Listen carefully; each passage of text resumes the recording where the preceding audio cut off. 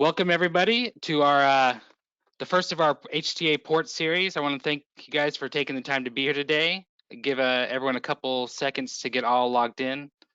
Seems like we got everyone's joining the chat. All right. So if this is your first HTA event, you have a questions box that you can enter in your questions. These things are meant to be, interactive. So go ahead and enter any questions you have, and we'll address them. We're gonna have a Q&A section at the end of the info session. If you're joining over via phone, go ahead and email me your questions. We still want you to be able to participate. My email address is eric@harbortrucker.com. Seems like we got a couple more people joining in at the moment, so we'll give them a couple seconds. With all the stuff going on right now, having an open communication channel is really important, and we really appreciate it. So I want to give a special thank you to the Oakland people that are here with us today, John and Andrew. We really appreciate them taking the time to speak to us today. And it looks like we got a good chunk of people in, so I'll turn it over now to John and Andrew. Great. Thank you very much, Eric and Weston. We very much appreciate the opportunity to speak to your membership. I would like to express that Danny is unfortunately not, Danny Wan, our executive director, is unfortunately not able to join. He had a death in his family, so he sends his regards, but obviously I'm sure you understand why he can't be with us today, but he's in our thoughts for sure. From the port, you have Mike Zampa is on the phone with us. He's our communication director. I think a lot of you know Michael. He's been an unbelievable asset to this organization, communicating the good, the bad, and the ugly out. So Mike is on a listen mode. And then secondly, it's my pleasure to introduce the newest member of the Maritime group, Andy Wang. Andy joined us in the middle of March of this year. Andy is the Marketing and Business Development Manager. He replaces Beth Frischer. Andy has a very strong background with ocean carriers and even has experience with railroads, Class 1 domestic railroads. Like I said, Andy started in, excuse me one second here.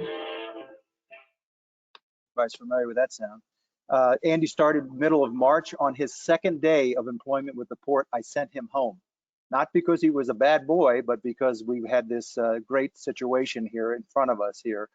But Andy has really stepped up in working from home, working with his new team.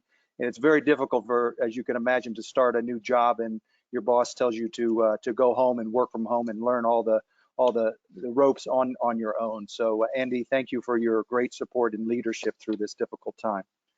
So what the port is going to do, we're going to take you through some information that Weston and Eric asked us to cover. And then as we go through or after the presentation, we'll try to take any questions that you have using whether it's the forum that Eric has put together here. You can put your questions there or vocal. I'll let Eric take us through that. So to jump into it, the first slide there, Eric, I want to give you the group here a little feedback relative to where the Port of Oakland is 2020 versus 2019.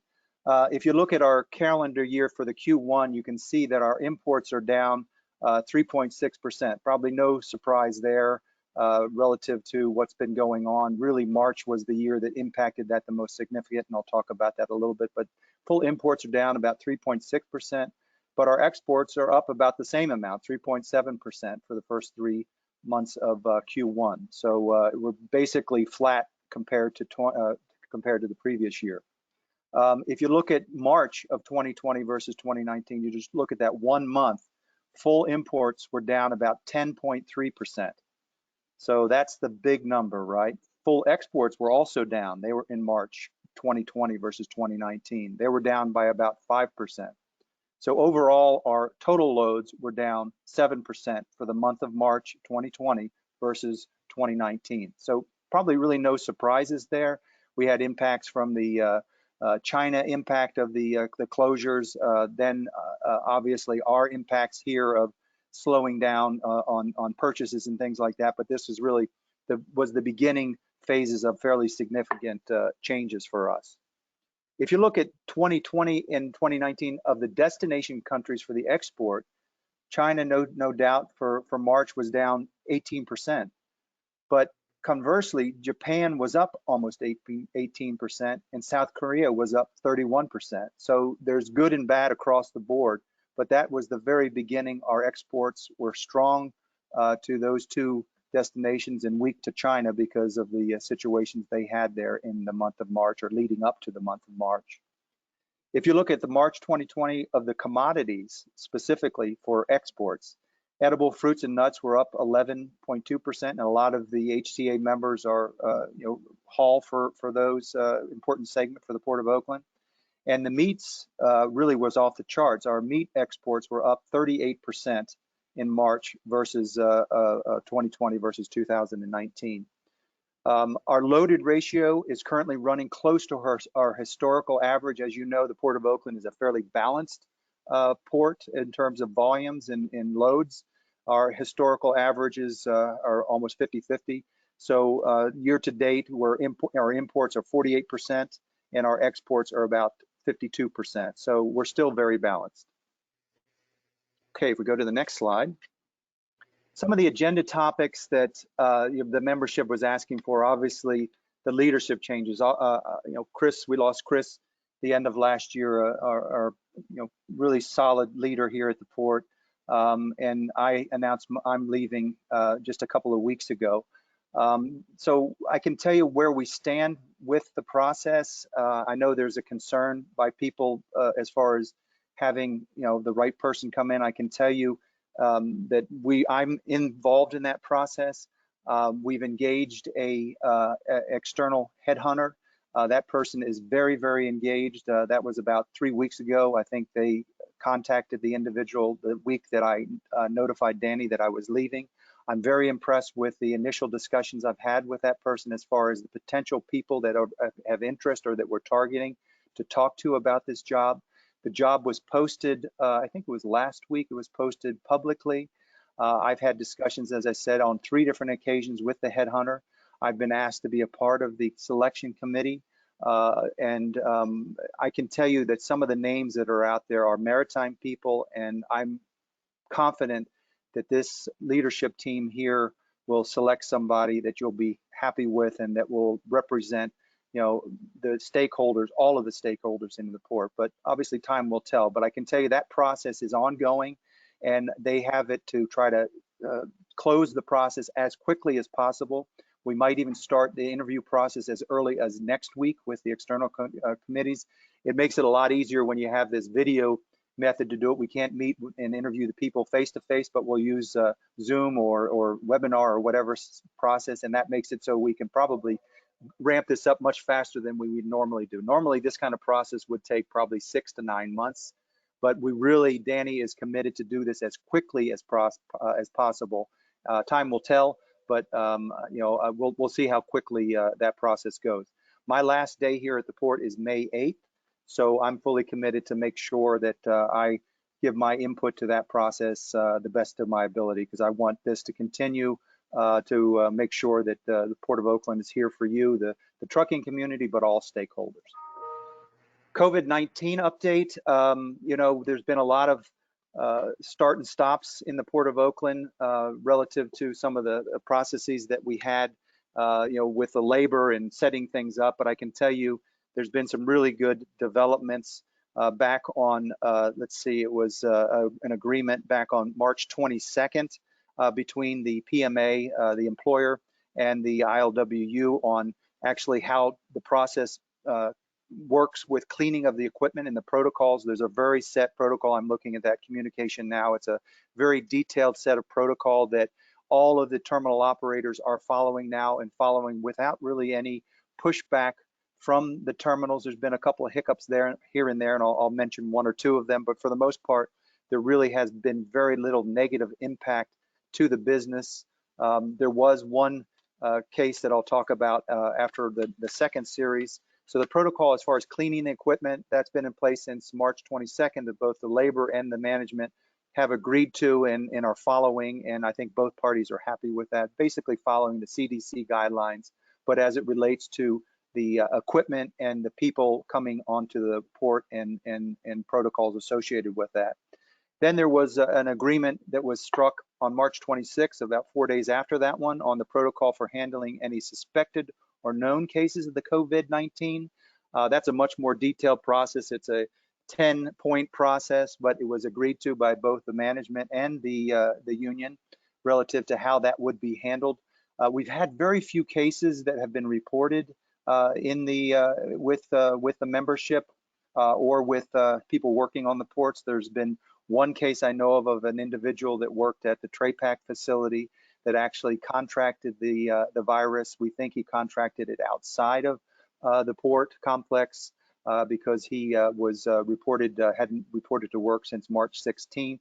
He went on vacation, and when he came back, he had the disease, and he never reported back to work. Unfortunately, he passed away, but that's the only known case that I'm aware of as far as a laborer that has been reported or tested. There's continues to be issues with testing, but the Port of Oakland does have protocol to where we can test if employees or workers, if they run into some issues and are suspected of having the COVID, we can then vet them through this protocol that we've established with the city of Oakland, but we haven't had to do that at this point. There was only one other issue that I'm aware of with an employee at one of the facilities whose significant other was confirmed contracting having the virus.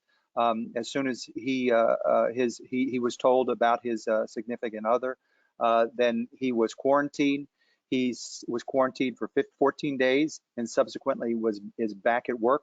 That is one of the instances that we struggled with last week, candidly, that the union was not so happy with that when he came back to work. But after about an hour and a half, they were able to work through it because the employer and the PMA followed the agreement to the T. So once that was vetted out and the concerns of a couple of the employees was addressed, that was resolved. But it did cause quite a problem at one of the facilities. But I can tell you that it looks like, for the most part, all of the issues associated with that, the COVID, things are still moving. That doesn't mean we're not going to run into some significant issues associated with the virus and how it's handled. I'm sure we'll probably run into more issues, but I think that the protocols that have been set and how we manage those have been put into practice, and with a couple of hiccups have been working, I think, fairly effectively. That also covers the labor update, the next point that's on there. OICT gate increase. The port's role is really one to work in collaboration with the terminal operators and specifically with OICT. OICT made a commitment to in our PETF group, right, our Port Efficiency Task Force, as some of you are members, that they would give the stakeholders at least a 90-day notice if their costs had increased to the point where they need to adjust their increases. They have done that. They have met that increase. We didn't have a role in specifically reviewing that, but they have been telling us for over a year and a half that their costs were higher than what they were incurring. Their books are open to people. They've offered this in the past. If anybody here wants to look at their books to confirm what those costs are, they not going to send it out publicly, but they would be open to people coming and looking, from what I understand, at their books and what they justified to increase from the $30 to $35. Impact on the competitiveness. Whenever you have a cost associated that's going up, that's never good. It's not good in this time, so I can understand that that is a concern. There was also a question raised, well, what about TRAPAC? Are they going to raise their rates on the tails of this? I don't know the answer to that question. They have told me they have not made that decision yet, but I can tell you previously they had indicated that their costs were actually higher than that $30. So I wouldn't be surprised if at one point in the future, I don't know this for a fact, but I wouldn't be surprised if one point in the future that is in fact something they do. But again, that's not from, sorry for the noise again. That's the sound of money that we like to hear here in freight moving. So that's on that. I can try to answer any other questions, but that's all I know at that one. So Erica, in the next one.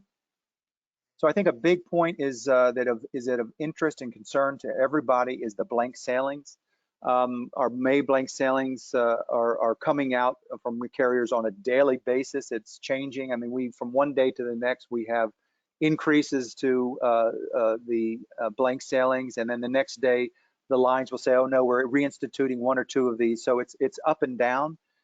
Currently, we have confirmed from May through the third week, I think it is, of June, I think it covers about 8 weeks, that about 8% of our sailings, and the vast majority of them are the Transpac services, have been canceled or blanked. That number is a lot lower than what I believe is in Southern California. I think some of those ports, those two ports, are reporting 25 or more % of theirs are blanked. And it's some services that don't call here at the Port of Oakland, they just call Southern California and go back to Asia or to their final destination. So it's our opinion that this 11% drop may or may not equate or translate into a drop in volume. We just don't know. You know, the volumes that, if I had that crystal ball, we'd all be, you know, in a much better place. But our gut feeling is that it'll probably be anywhere from 5 to 15%. We think, for obvious reasons, import will be more impacted than export volumes through the Port of Oakland. But again, we just don't know.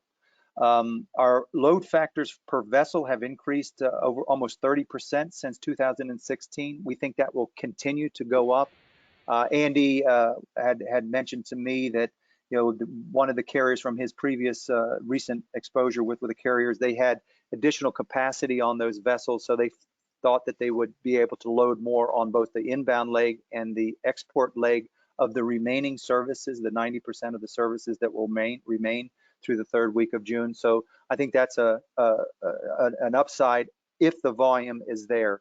But the whole thing on the blank sailings is we hope that it will not continue to grow, and that you know, we can get out of this thing and business can start getting back to moving cargo through Oakland. The next slide, I think, is one that would be interesting to all of you. It's one that our commercial team, Andy's team, put together here recently. It shows you the terminal on the left axis, and then what the rotation of the service and what the names of the service by the main carrier. You can see from this chart, and we'll distribute this to HTA. Eric will send this around if it's, I think it would be interesting for people. But we show, if you count out the number of blanks over this 8-week period, it equates to about 25 blank sailings from these different services. As you can see, it's all basically the Trans-Pacific services. No surprise there, that's a big chunk of our business. But I think this really kind of gives you a little bit of insight as to which services will be blanked and when. So on those, we can answer any more questions on that if you want. Next slide, please, Eric. I'm going to turn this over to Andy. You'll have a little exposure to Andy. As I mentioned, he's our new marketing and business rep, a business development manager, and he's really going to be a real great asset to this team. And I'll pass it over to you, Andy. Can you take us through the next group of information? Sure, John. Thanks for the kind words. So I think what everyone is wants to know really is, what does the future look like? And it is a very clouded crystal ball, so to say. So we'll talk a little bit about what the BC volume projections are, as we have from the feedback we've gotten from the market. First, on the import side, food and PPE, building materials are sectors that we have found to be continued to be strong.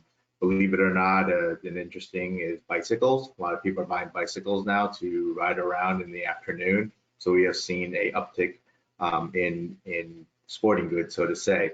I think it's very predictable that apparel, pretty much anything you find in your shopping mall, is going to be down.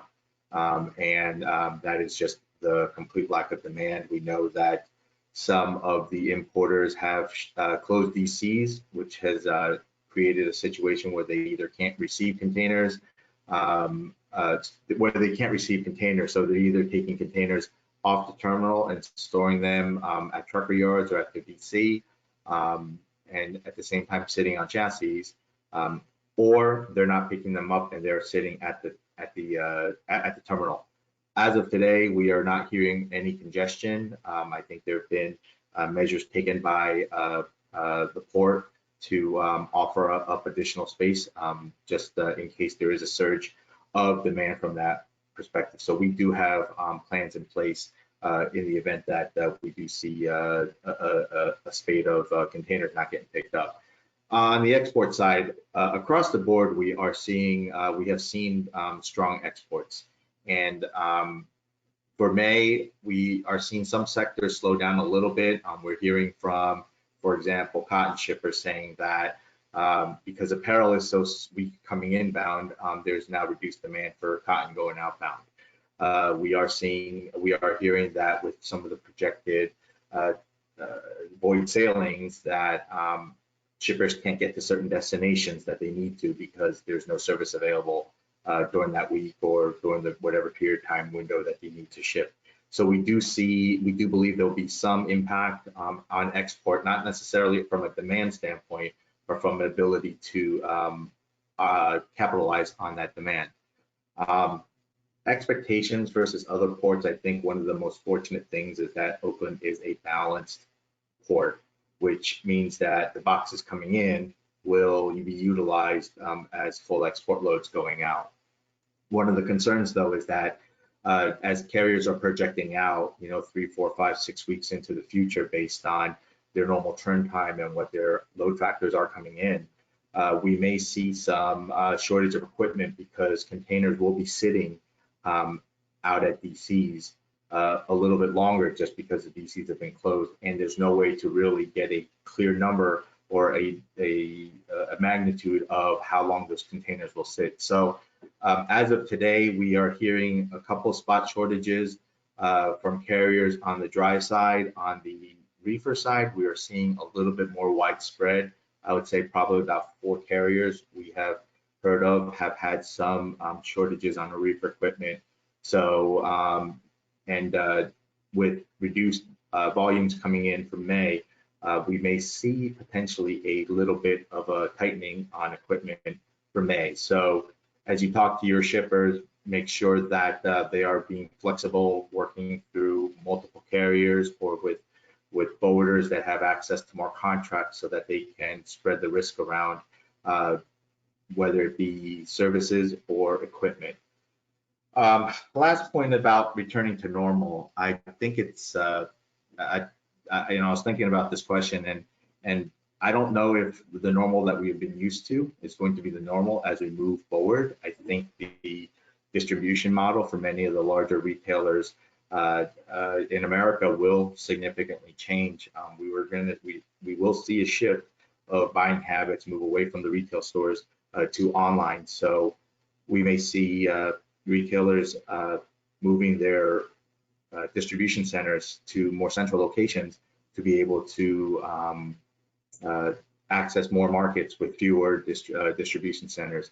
I think from a carrier standpoint, I believe that in the longer run, they will put in larger ships, but with fewer strings, and which would mean that there's going to be fewer port calls and more transshipments. And with that, what that creates is longer transit times, congestion at transshipment points, less frequency for ships going out to certain locations. And on top of that is you're going to see a larger demand on equipment through certain periods of time, where if you have 6 vessels coming in a week and they're spread out throughout the week, and now you only have 3 and they're larger, you're going to have more demand on the existing equipment that's supposed to turn and be used more than once in that week.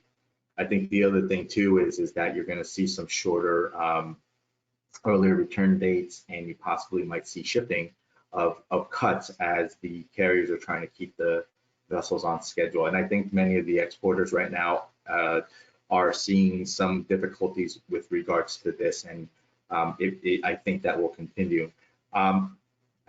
Schedule integrity, I think, is the driver of a lot of this. If our ports are delayed, if the foreign ports are congested, and the ships are not getting in and out on their performance schedules, then oftentimes they are cutting and running, or they are shortening their port calls, or they're skipping ports altogether.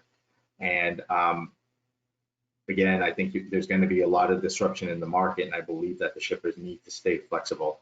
I don't think that we will get back to what we were used to a year ago. I think the new normal is going to be yet to be seen, but these are some of the factors I do believe will come into play, and you will have to work with your shippers to make sure that they have enough flexibility in their operations to be able to make life easier for you, the truckers. And with that, that would be the end of Yeah, my if section. I may, excellent, Andy. I'd just like to supplement two things if I could. So I think you hit on the concern. We had a concern here early on, as I think everybody did, that you know, some of the commodities that were not moving, whether it's apparel or footwear or the things that people were not purchasing anymore, didn't have a place to go, and that would basically gum up the works and create congestion in the two facilities. As Andy said, we've offered space to each one of them. Excuse me. Each one of the terminal operators, and all of them declined, but it's still there for them if they need it. They all report and continue to report that things are actually flowing. There are some backlogs of containers backlog, but they're able to handle it and block stow some of them. So they don't anticipate in the next short term that could change, but I think the market, the importers have adjusted, right? So your big retail importers that aren't moving cargo, they're not ordering. They stopped ordering cargo weeks ago, so they're not seeing things hit the shores now. So I think we're over the majority of that. My major concern, more than anything, of the equipment is chassis. I think we're still in good shape. I'd love to hear from the membership if you're experiencing any problems with the chassis. But what we understand, there are not any problems currently with the availability of chassis in Oakland. If you see a different concern, or if that's a concern, please let us know. But that to me is one thing that if the customers get the boxes out of the port on the wheels, but don't get it into warehouses, then we may have an issue with not having enough supply of wheels to be able to support future business. But right now, I don't see that as a problem. If you think it is a problem currently, or it seems to be, please let me know. And that's, I think that concludes what we wanted to kind of present, but we'd be glad to take any questions from anybody. Thank you, guys. So we did have a couple questions come in during the presentation, so I'm just going to read off a couple, and then I'll open up the floor to everybody. Okay. So in regards to turn times, especially at Tray Pack, there's been a lot of port congestion, and it's causing some people to miss the ship for the exports. Can you speak on to how the wait times currently compared to last year, and if there's any update on that? Yeah, there is. Andy, you did you ran some numbers here recently. I don't know if you have them here in front of you, but we did a call last week, and we ran some numbers. And I don't know if you went back and checked on some of those, because somebody asked us to go to the week before, and I think the month before in comparison. But I would say we have definitely had issues at Tray Pack. It has been the same early part of the week. Congestion problems. We had that one problem later in the week when there was the issue with the individual that was exposed to the virus, and there was concerns, and the port shut down for an hour and a half, and that caused mayhem for the balance of the day. The issue that I think that you're seeing at Tray Pack hopefully is been resolved. We spoke to, not resolved, it will improve. We've been speaking to them on a daily basis, and they say that they have things under control with their services. Some of their vessels had been out of sync, as you well know, and they appear now to be getting either blanked or back in sync. But Andy, do you have those statistics? And did you go back the extra month that I think actually it was a trucker that had asked us to go back one additional month? Yeah. So the turn time? on the port website, there's a location to check the historical wait time. And granted, it's pedestal to pedestal, does not include the wait time outside the terminal. And we hope that with our FITS project that is going on, we'll be able to track that once it's implemented in the future. But you can't.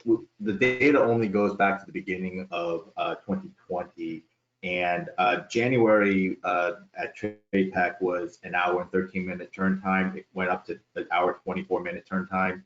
In March, it was an hour 27, and so far for April, it's been 1 hour and 24 minutes. But again, that's pedestal to pedestal and does not include the time outside of the gate. But we are seeing the fact is that, yeah, the turn times have lengthened, probably about 15%. And I think 3 minutes is, I guess, an improvement from March to April, but it is still a challenge. Right. We know that I think the problem at that facility is that on Monday and Tuesday or whatever day that you have, I mean, it's not an hour, it's not an hour and 24 minutes. It's probably 2 hours and 24 minutes on average on those 2 days or more. And then the balance of the week, the Wednesday, Thursday, Friday, it's probably, 60 minutes or whatever. So you're getting the average that looks decent, but there's no doubt that there's 2 days that are really bad, and they are addressing that, but it's a long-term address. They're going to be doing two things. They're bringing in a new terminal operating system.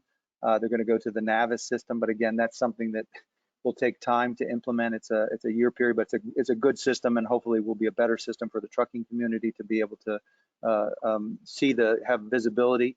And then also we're working with them to expand their gate there to try to basically be able to handle more flow through their gate.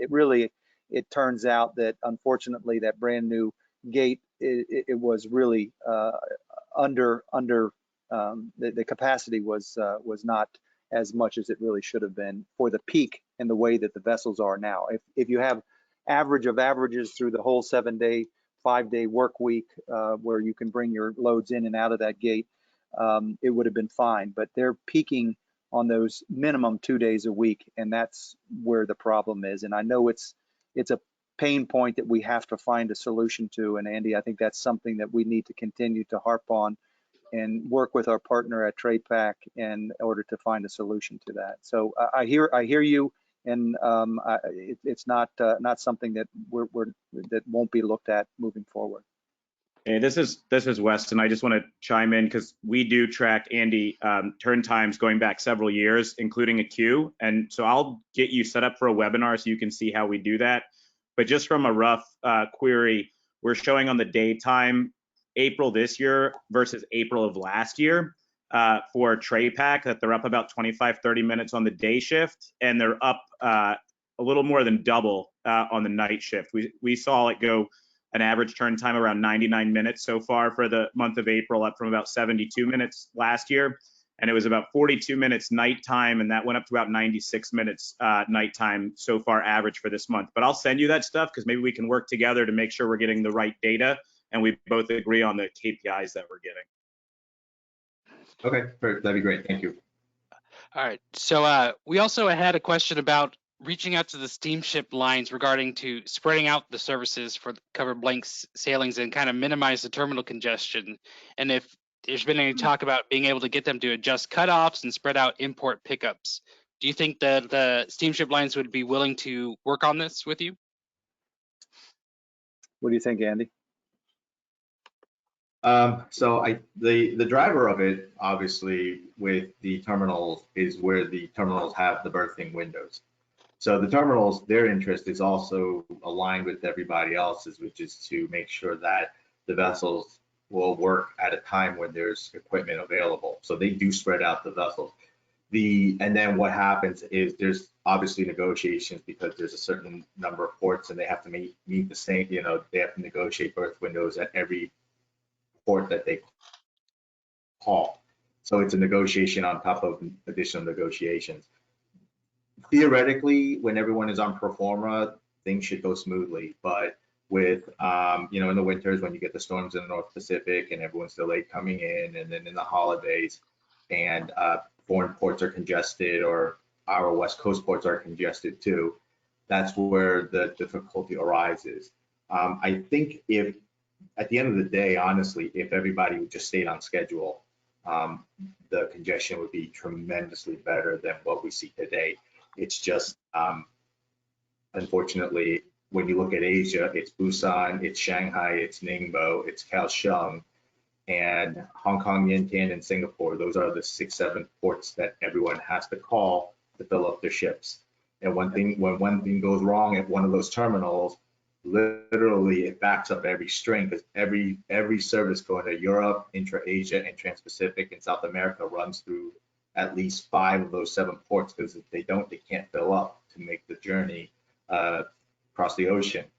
So then everyone downline gets messed up, and then they start skipping ports, and this is where you start finding the cuts start moving and the ERD start shifting, and then all of a sudden you turn in containers and they cancel a port call where containers were turned into.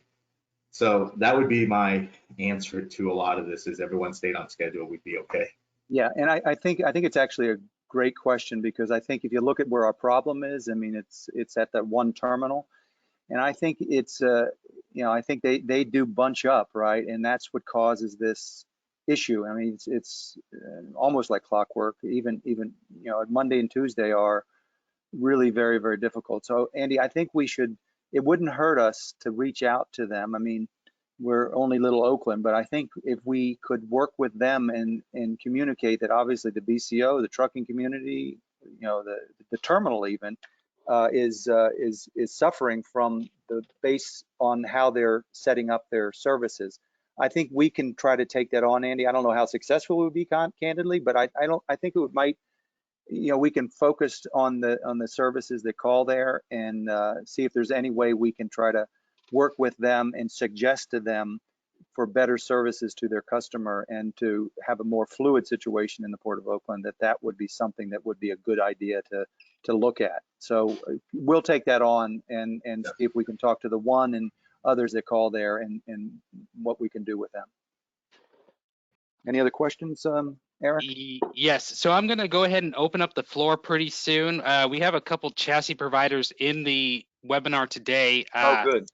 DCLI is saying that they moved a few hundred from the LA area up to Oakland as well. And we have another chassis provider that wants to speak, I believe. So I'm going to go ahead and open up the microphones for everybody.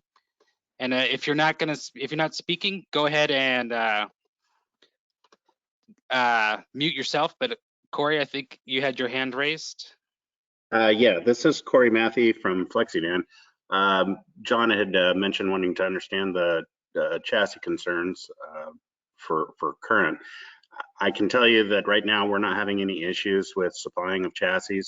Our numbers for on-street dwell are actually in line with last year. Now, last year we were dealing with a whole different set of problems, and this year is something new.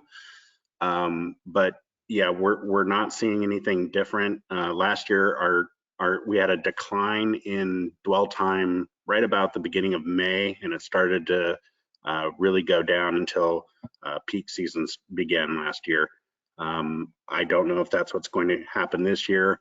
I have in the last 2 weeks seen a slight inclination on street dwell over 2 weeks. And you know, that's in line with BCOs holding on to containers in their yards, which we understand is going to happen. So if that trend continues and it becomes more aggressive, I could see there being a chassis shortage. But currently, everything's been going pretty smooth. Corey, thanks for that. Well, this is John. Based on the trend that you're seeing, if it would continue at the rate it is for Flexi, when would you see potential impact to the business?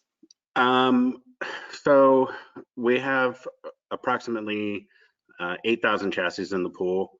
And right now I would say we're hitting about 3,600 on the street.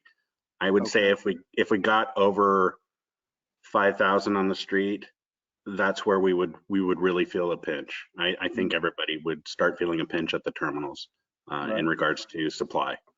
Right. Do you see the ability to flex to increase your supply? You know, with AIM. I mean, AIM had quite a few chassis in Oakland that were actually stacked up outside of the ports. You know, brand new, beautiful chassis. Are they fully engaged now, or have they been redeployed, or are they deployed in our pool here? No, so they're not in our pool here, but they do have chassis in Oakland, and I understand they have been doing some leasing out of Oakland. So Okay. we're right in the middle of our merge when all of this struck, so it's kind of thrown a wrench in that. Okay. So, you know, we're working towards integrating as well as we can. And, you know, I can only tell you that Oakland has not been a concern. Good. And so could we increase? Sure. I don't know where from where just at this point. Okay. We haven't gotten there yet. I think it's critical we obviously stay close. I mean, I think you represented obviously the lion's share of the chassis, but the other chassis providers are critical as well.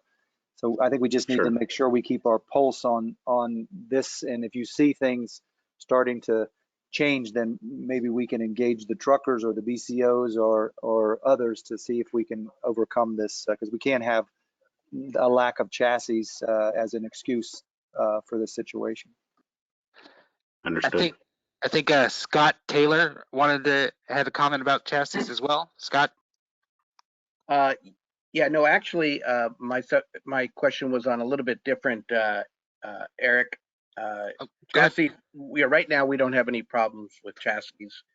But my question was more for, first of all, Andy, I just want to welcome you to the port. My name is Scott Taylor with GSC Logistics. I'm on the 5th floor.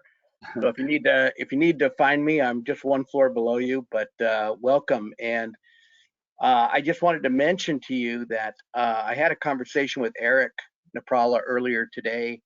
And so I don't mean to repeat myself, Eric, but I just wanted Andy to know how important it is at the port to try to maintain our parking situation. It's one of the true advantages that Oakland has had over Southern California, where we have parking through AMCO and other sources that's about 1 mile from the terminals. Much different than in Southern California, I believe. So it's one of the big advantages we've had to give our customers the ability to ebb and flow their inventories. I know that there's other issues that the port's working on, such as Eagle Rock and that kind of thing. But if that parking goes away for the port, it could seriously affect our ability to ebb and flow the containers. Thank you. Point noted. And then we had some questions about finding John's replacement. Elena, you had a question. You should, if you're not unmute, Yeah. Go ahead. Thanks.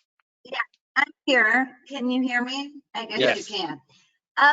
Now we use the Port of Oakland and specifically the SSA terminal a lot. We're a dry dairy company, so Dairy Farmers of America.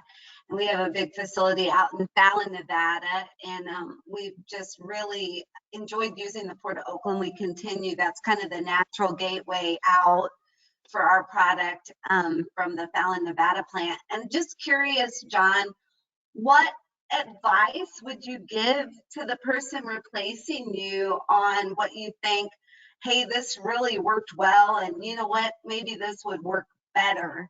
Just wanted to get your sense of that. And then since you're moving to Alabama, of course, curious if you'll be Alabama or Auburn, and I'll go back on mute. My son goes to Georgia, so I'm really screwed. I had to tell him that in the interview, and I think I almost lost it. So I don't know. But I think great questions, Elena. I think probably the things that this port, not me, but this port did very well was things like this, engaging the trucking community, all stakeholders. I think that was something that Lytle initiated, and I was the beneficiary or worked with him on making that happen. I think that is critical. I think getting the candid feedback from the stakeholders and the truckers are such a critical component. I mean, they're just as important as our terminal operators. If we didn't have truckers, the freight would not be moving in and out of these facilities. We don't have rail on the facilities. So you're a critical, important piece of this. So I think we need to ensure that we keep the Port Efficiency Task Force or a similar type of forum or this kind of forum going to where people can speak their mind. And truckers in this community have never been shy. And I think that's one of the successes that we have had. I think one of the concerns that I have now is that labor has changed their leadership. and I've had dialogue with them. In some cases, I'm worried that we kind of are going back to the old school type of mentality, but then again, it turns around and I see that they are working with the port and the employers and things like that. But I think it's important that we don't let that one get away. We spent a lot of time with we're not a member of the PMA, but we do work hand in hand with them, with the labor, with the leadership of the union, to ensure that that things are worked out when there's problems. And that's really the issue between the PMA and the terminals and the labor. But we do see in this new person, and Andy and Eric and others and Danny need to make sure that that is given a high priority. I know members of this organization have really taken on a role to help with that process as well, Scott and Andy specifically, but many others.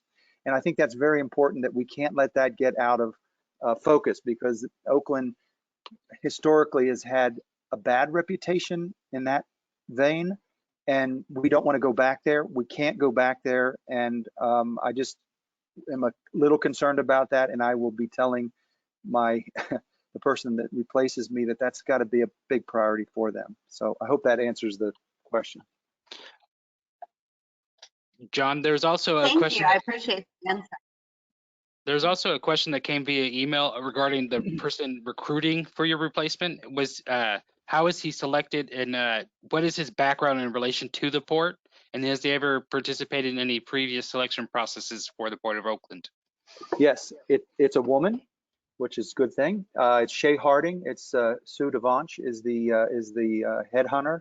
She, as many of you probably know, knows a lot of people in this business. I think it was a good selection because she is a maritime specialist. Her mother started that business years ago, and she's been involved in it for a while. We used Sue to recruit Andy, so we have firsthand knowledge of her. She did a great job with that. It took us a while to try to do it internally, but then we reached out to have a professional help us, and we found Andy through that process. So I think the question was, the person that is helping us with the recruiting is Sue DeVanche, and she is first class in my book, and she has the contacts, and she knows what we're looking for. And I literally have had 4 meetings with her, expressing what similar questions that Elena asked me as to what I think were the important things that looking for in the skill sets of this particular person. And everybody's different, but she gets it, and I think you'll be pleased with. I think we'll find a good candidate to replace the person to come in. Yeah, just to give everybody an idea, Sue, she's here in local Southern California, and she's the person who originally introduced Chris Lytle after he left the Port of Long Beach to the Port of Oakland. So right. She has lots of great contacts, and she does this all over the country. She's a right. Fantastic recruiter. Right. We had a question about specific TEU impacts. Mark, would you like to speak further? Yeah, appreciate that, Eric. And then John, Andy, appreciate the time, and it's been very valuable. And John, we wish you all the best. This is Mark Darling from XBO Logistics here. Oh, excellent.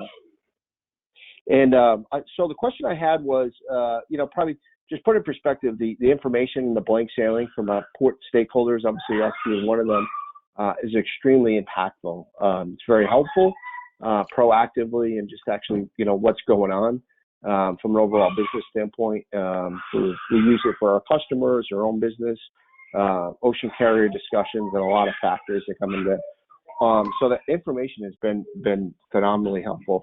Question I had was, is it possible to add, sorry if I got the COVID operation here with my kids here. I think we all have a little bit of that, no problem. We can handle it. Yeah.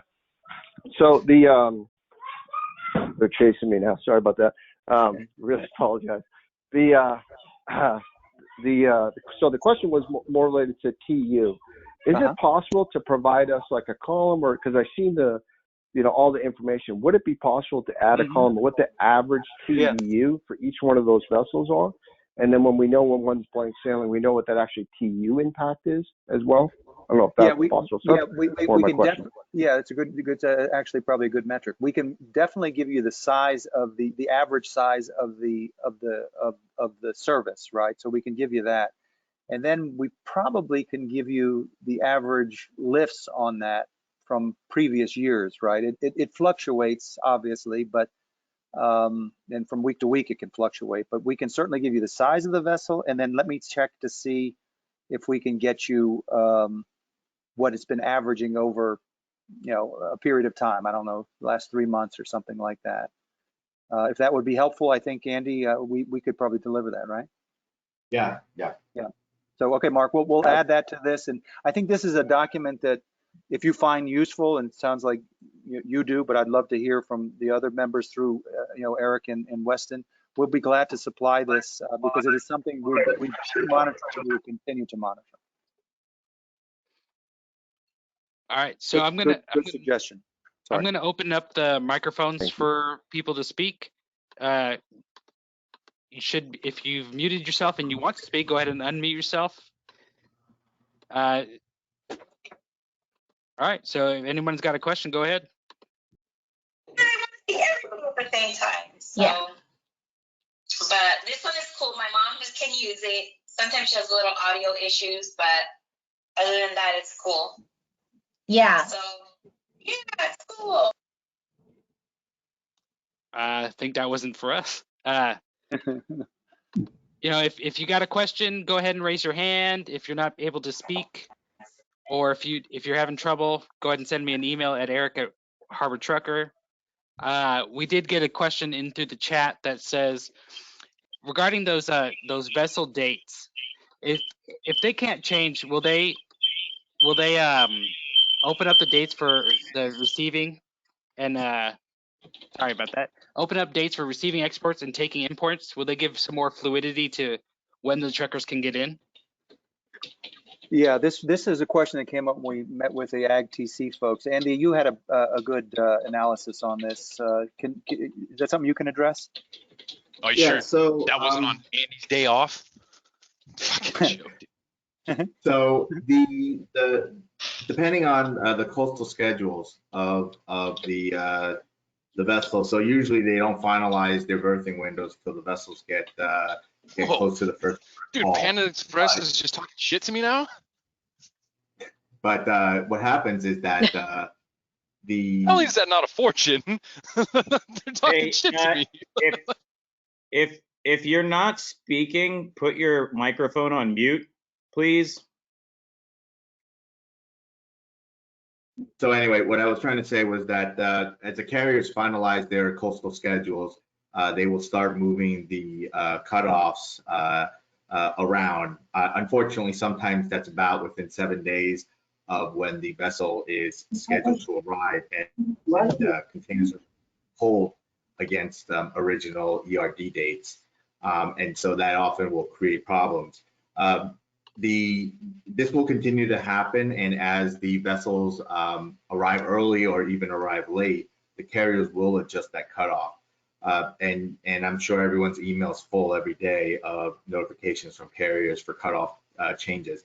The carriers I know will try to keep the window as wide as possible because they want to capture as much cargo as possible. There's no incentive for them to reduce the window because they're just going to leave loads behind, and eventually those loads will go to the competition.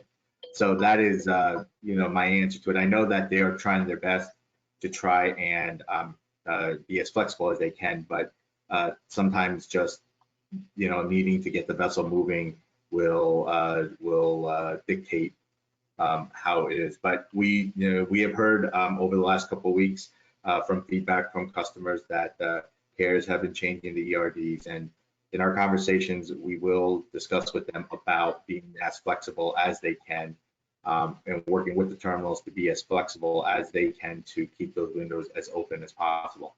Yeah, I think that's a significant issue for truckers and BCOs for sure. Peter, I see that you have your hand up, and I've tried to unmute you.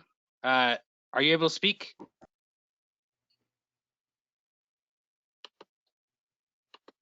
Peter, you there? Can you hear me Peter? now? Yep, there you go. Yes. There, all right. John, Andy, Peter Schneider, TGS, good afternoon. Peter. Long time no talk to, I know last Friday. Wanted to ask about the PEDIF. With everything going on with COVID, we're not going to be sitting next to each other for a while. We're assuming there'll be changes in how we meet in the future. Can we do some, it's been 10 months since we've had a PEDIF meeting. Can we try and line something up to do a virtual meeting Yes, in the I think near that's, future? yeah, I think we actually had talked about that, and we will do that. Fantastic. Let's get Andy brought up to speed and Yep. rub him in the dirt a little bit. Yeah. Yeah, and the beauty about that, you know, this new forum, the beauty, I don't know is the right word, but the benefit of this, you can do it from anywhere. Obviously, it's not the most conducive to interact with people, but certainly, hopefully, we can try to get stuff on the table between one another. So yeah, we'll attempt to try to put something together, and very soon. Appreciate it. Thank you. And just to reiterate from last Friday and what we've talked about today, lots of maritime experience to back you up, sir. No, you'll have no problem. Thank you. Thank you, Peter. We got another email question. Is there a projected date range for John's replacement, and how's the port planning to notify all Port of Oakland customers as to the replacement efforts and the forecasted date range to get the replacement in place? Yeah, I mean, it's a concern, I guess. You know, Danny Wan wants to find the replacement as quickly as possible, and literally, we are probably going to start the interview process as early as next week. So that's like record time in the time I've been here. It's crazy to be that fast, but we moved very quickly. I helped write the job description that week that I notified Danny I was leaving, and like I said, I've been in multiple meetings with the headhunter. She has done an extensive search. She's not finished with all of that to try to vet people, and you know, it's been posted so any candidates can apply for the position. So I would say, you know, ASAP. Danny is committed to get somebody, the right candidate. He's not going to do it if it's, you know, just to put somebody in the job, but he's committed to make sure that this job is filled as quickly as possible. So that's all I can. You know, I don't want to step on a limb more than that because it all depends. But I can tell you that it is a priority for this port. We also got a question that for that the TEU impact information per the blank sailings, how are people going to access that information, or how will it be sent out? Yeah, I would propose we send it for this membership through HTA. We sent it last week through the AgTC meeting that we had. So I would say, Andy, when you have it updated, when Kevin updates that and we add those columns, we just flip it over to Eric and Weston and have them distribute it to their membership. If that's okay with you, Eric and Weston. Yes. Okay. I think that's the best method to, you know, for you getting this information if you find it useful. Thank you. We had a little bit of an issue with opening of the mics for everybody. If you're on the app, go ahead and raise your hand. I don't have any other questions in my inbox. If anybody else would like to ask some questions, give it a look. Just one last question. So I know that everybody is trying to just get through the situation at hand, but obviously we're all also trying to make sure we have a smooth transition once recovery starts.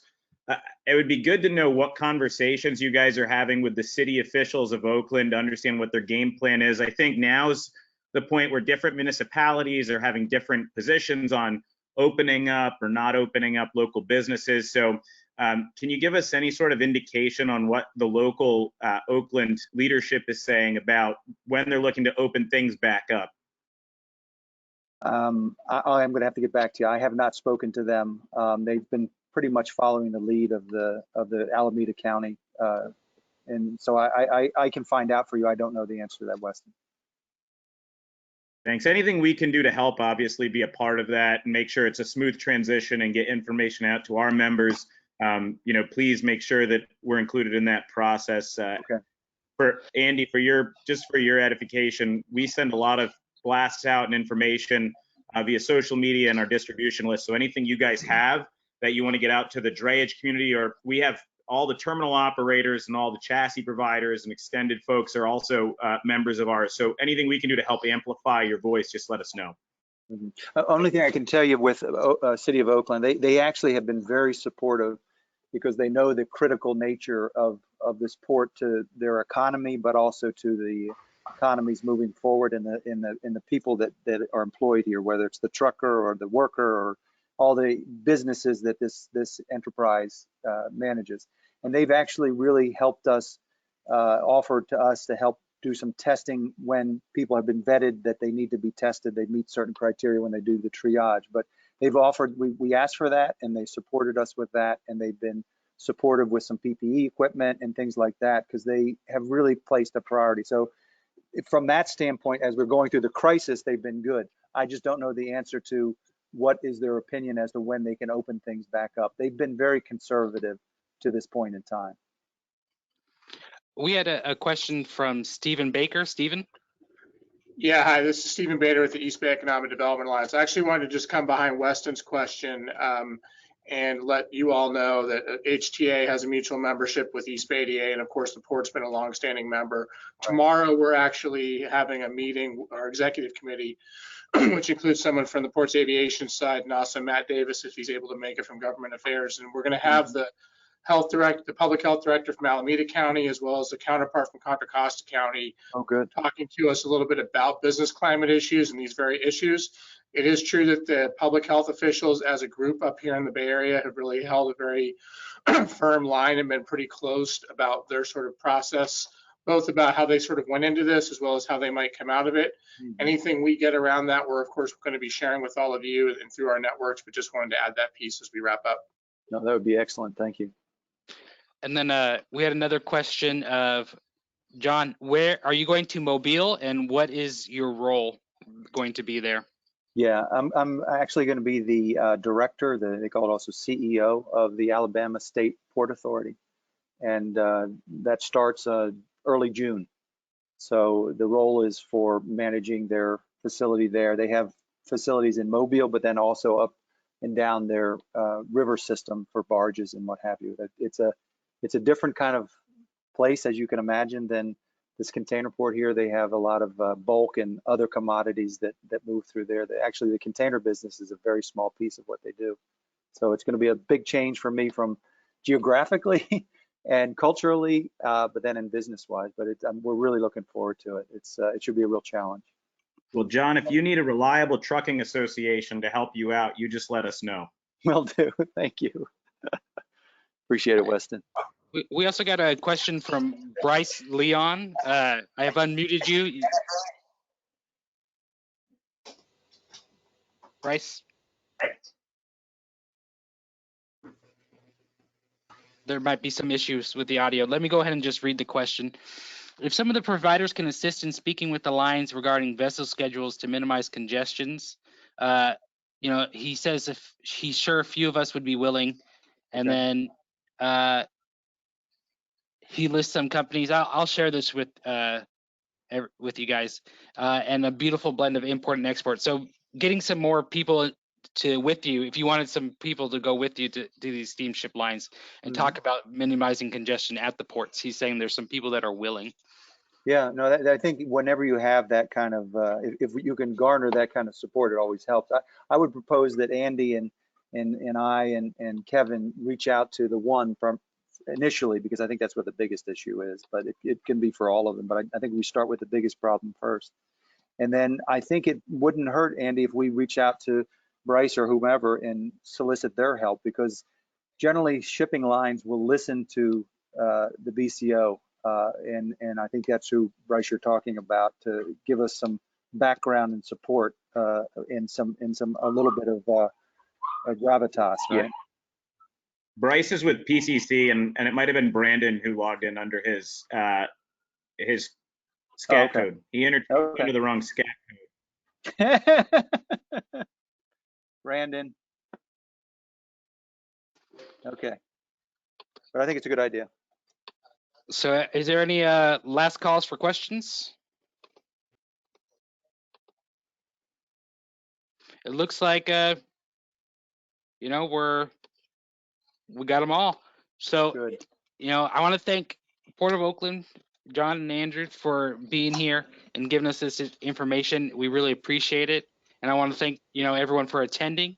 If you have any follow-up questions that you need me to pass along, or if you have any, you know, any questions or comments for us, go ahead and shoot me an email. I'm at eric@harbortrucker.com. And, you know, that concludes the meeting. Thank you guys for coming. And we have some Thanks, follow-up, guys. Eric, that we will follow up with you guys. Thank you. Andy, welcome to the team. And John, thank you so much.